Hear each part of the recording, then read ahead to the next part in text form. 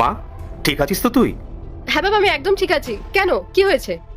তুই আমারই মেয়ে তো।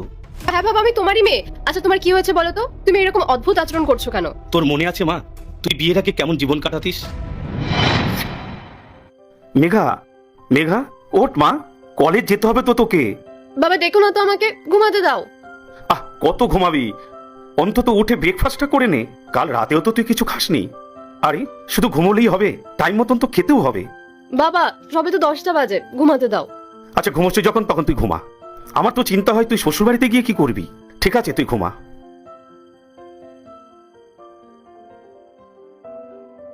বাবা শোনো না, আমার কিছু টাকা লাগবে। টাকা? এই তো দুদিন আগেই তোকে এতগুলো টাকা দিলাম, এর মধ্যেই তুই খরচ করে ফেলেছিস। আরে ওটা দিয়ে তো আমি আমার বন্ধুদের ট্রিট দিয়ে দিয়েছিলাম, তাই খরচা হয়ে গেছে। আরে মা, এত অযথা খরচ করলে চলবে? আরে বাবা, তুমি টাকা ইনকাম করছো কার জন্য? আমার জন্য তো।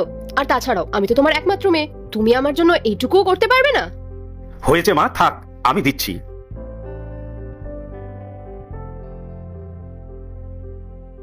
বাবা, বাবা, ওখানে কি যেন একটা লেগে লেগে দেখি।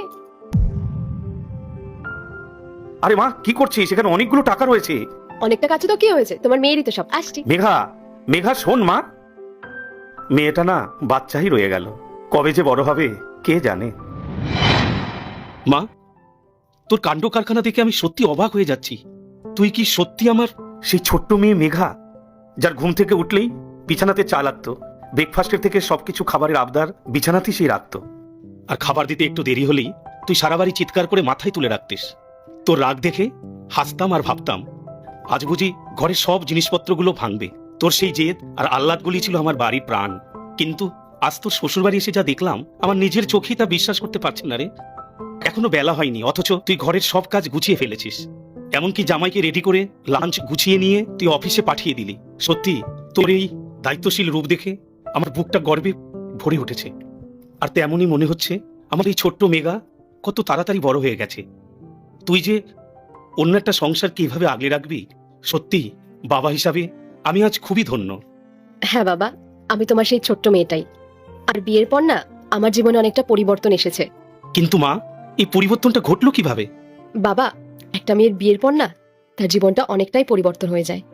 হ্যাঁ, আমি মানছি যে বিয়ের আগে আমি অনেকটাই চঞ্চল আর দুষ্টু ছিলাম, আর তোমার কাছে কত আবদার করতাম। তুমি জানো বাবা, আমার শ্বশুরবাড়ির মানুষগুলো না একদম তোমার মতনই, আমার সব আবদার ওরা পূরণ করে। আমার কোনো ভুল হলে না ওরা আমাকে বকাবকি বা আমার নামে কোনো নালিশ করার পরিবর্তে আমাকে সেটা বুঝিয়ে বলে।